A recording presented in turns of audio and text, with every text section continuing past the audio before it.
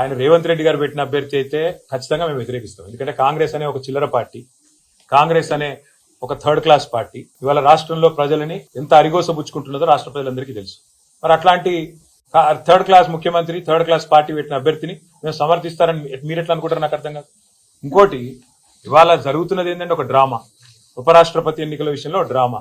నిన్న మొన్నటిదాకా ఏమన్నారు ఇదే రేవంత్ రెడ్డి గారు, బీసీల విషయంలో మా పార్టీ చాలా చిత్తశుద్ధిగా ఉన్నది, బలహీన వర్గాల విషయంలో మేము ఢిల్లీ దాకా కొట్లాడతాం, అవసరమైతే అంతరిక్షం దాకా పోయి కొట్లాడతాం అన్నాడు. మరి ఒక బీసీ అభ్యర్థిని ఎందుకు పెట్టలే?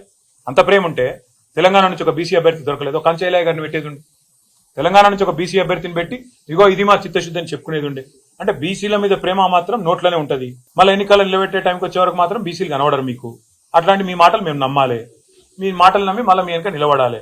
నేను అడుగుతానమ్మా, మీరేమైనా మెహర్బాన్ చేస్తుండ్రా? మాకు మేము సర్వస్వతంత్రమైన పార్టీ, మేము డెఫినెట్ గా ఎన్డీఏలో లేము, ఇండియాలో లేము. మేము మా మోడీ మా బాస్ కాదు, రాహుల్ గాంధీ మా బాస్ కాదు, తెలంగాణ ప్రజలు మా బాసులు. వాళ్ళ ఆలోచనకు అనుగుణంగా, వాళ్ళ అభిప్రాయానికి అనుగుణంగా మా నిర్ణయం ఉంటుంది. ఇక్కడ ఒకటి మాత్రం వాస్తవం, రెండు పార్టీలు దొందు దొండేనండి. కాంగ్రెస్ బీజేపీ రెండు కూడా దొందు దొందే. తెలంగాణను ఇద్దరు కూడా ముంచినోళ్లే. 11 ఏళ్లు బీజేపీ ఏం చేయలే, 2 సంవత్సరాలకు 20 నెలలుగా కాంగ్రెస్ ఏమీ చేయలే, ఇచ్చిన ఒక్క మాట నిలబెట్టుకోలే. ఆ ఇద్దరు అభ్యర్థులను మేము అంత సీరియస్ గా తీసుకోవాల్సిన ఆలోచన ఉంటుందని నేనైతే వ్యక్తిగతంగా అనుకోను.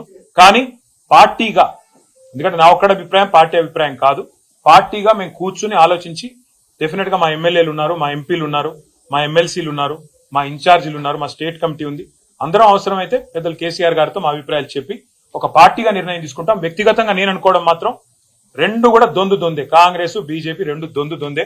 రెండు తెలంగాణకు పనికొచ్చే పార్టీలు కాదు, రెండు ఢిల్లీ పార్టీలే. వాటిని పట్టించుకోవాల్సిన అవసరం కానీ, వాటి రాజకీయం గురించి ఆలోచించాల్సిన అవసరం కానీ లేదు అనేది వ్యక్తిగతంగా నా అభిప్రాయం.